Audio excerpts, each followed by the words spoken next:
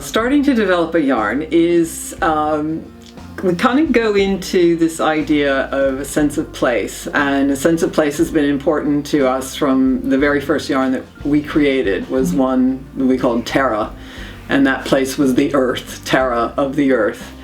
And every yarn since then has had something about it that was related to a sense of place.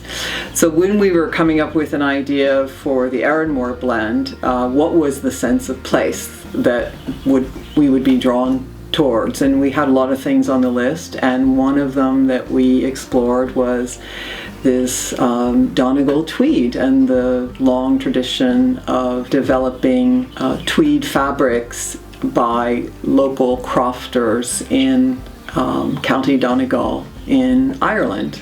So the idea of having a Donegal tweed didn't really bring to mind soft, luxurious hand knitting yarns to create things that you might wear next to your skin. So what would the Fibre Co's version of a Donegal tweed look like, and what would be the fibre blend? And we started exploring potential blends, and then it wasn't long before we knew we needed to find a partner who could help us with that.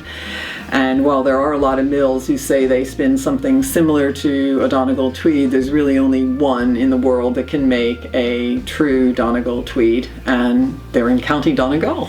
And so we went there and started working with that mill to develop the blend that we were interested in doing, which was a fine merino wool blended with silk and also cashmere for luxury. And we ended up with that very luxurious feeling, but the traditional look of a Donegal tweed.